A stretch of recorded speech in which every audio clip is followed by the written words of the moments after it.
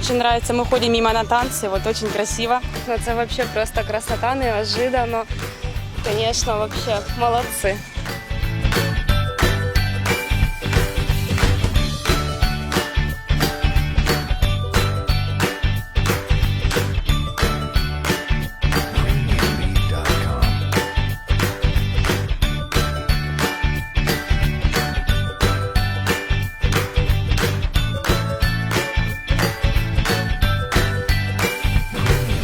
Долго ждали этого события. Наконец-то все сбылось, наши мечты.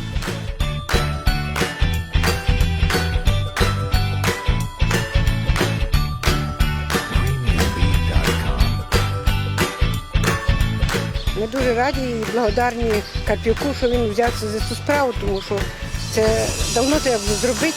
Дуже гарно, молодці.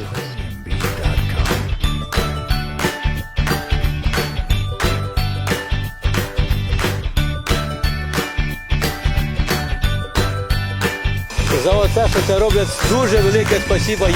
Я особисто, люди всі оце бачать і всі будуть дякувати. І діти наші будуть дякувати, і внуки.